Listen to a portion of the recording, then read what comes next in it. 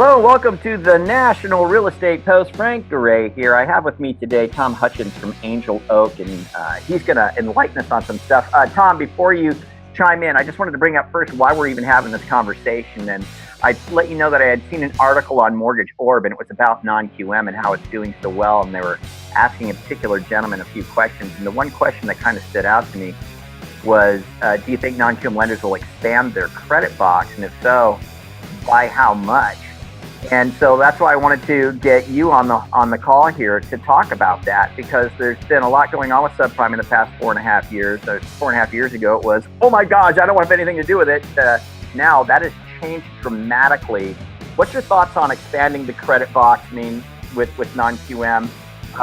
And also, let us know where we're at today with non-QM and how these loans are performing, et cetera. And if you think that things are a little too tight, even with non-QM at this point. What's your thoughts? So, I think you started with, are non-QMs going to widen, are we going to widen our guidelines?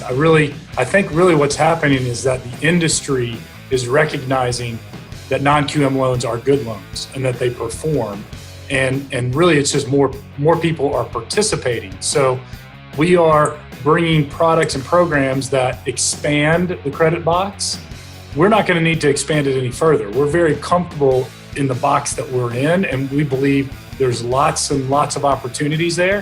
What we're seeing is a lot more people are participating over the years. We've been at this exclusively for almost 5 years now. So the awareness is starting to occur, the education, people actually understanding what a non-QM loan is today versus what they might have remembered pre-crisis, those kind of things.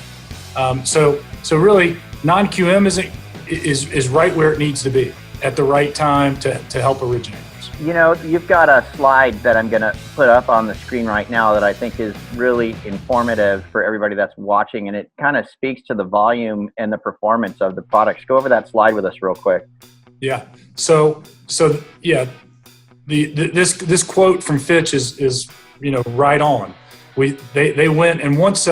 So what's happened is at Angel Oak is that we've been issuing securitizations along with some others in the market.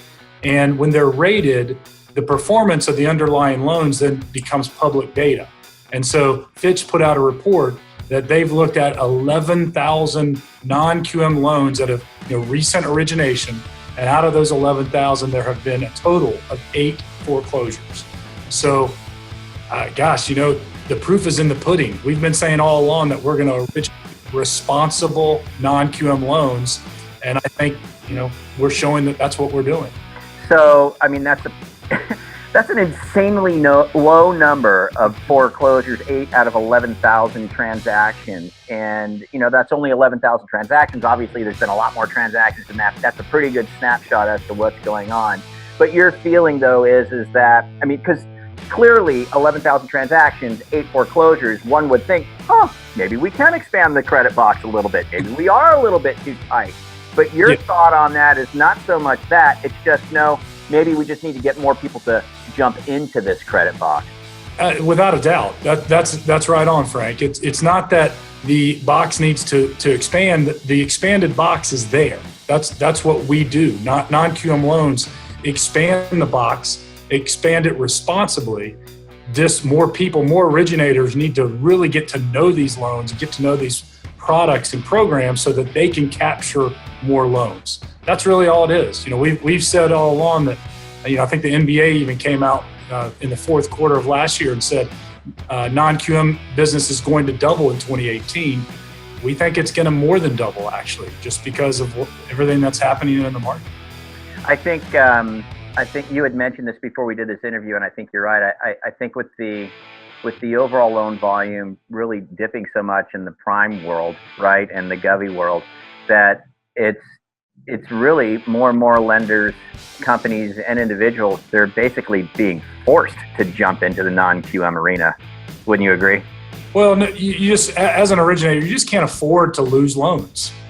You just can't afford to. So if there are good, viable options for these responsible non-QM borrowers, then you should have those options at your disposal. What everybody's trying to do is be a consultant and put the borrower in the best program for them so that they can buy that house they want to buy. and non-QM offers originators those additional tools. Awesome. Okay, so the best way for our guys to get started, and I really recommend you guys to get started with these guys if you're not already. Number one thing is I'll tell you, Angel Oak makes it extremely easy to get started with them. Very, very easy, and they offer up a lot of marketing tools, etc. So you can go out and find this business. And also, we're continually doing webinar series with Angel Oak on the National Real Estate Post. In fact, we just did one. There's a banner on your screen right now that you can find over on your right, where we have a recorded webinar there that we just did with them, and we'll be doing another one coming up in June. We'll announce that out to you guys. But beyond that, Tom, if they wanted to jump over to get in touch with you guys right away, what's the best way to do that? Our website, angeloakms.com. Angel Oak MS as in mortgage solutions.com. We have a map there to find an AE.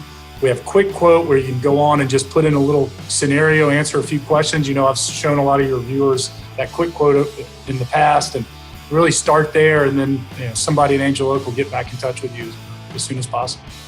That is fantastic stuff. I appreciate the time, Tom. Thanks for being here. And you guys don't hesitate to get started with those guys. 8 foreclosures out of 11,000 non-QM deals. Pretty awesome. Good stuff. Thank you, Frank. You know what's true too is, and even if they did go into foreclosure, the way that non-QM is set up these days, the banks are probably fine because there's equity in those homes. Skin in the game from the borrower's perspective. That's a big reason why the performance has been what it has been. Yeah, it's a different animal. It's not the subprime of the past. It's non-QM of today, indeed. Angel Oak, Tom Hutchins, you guys do us a favor, forward, share, subscribe, leave us your comments down below, and get started with Angel Oak. We'll catch you all later here at the National Real Estate Post.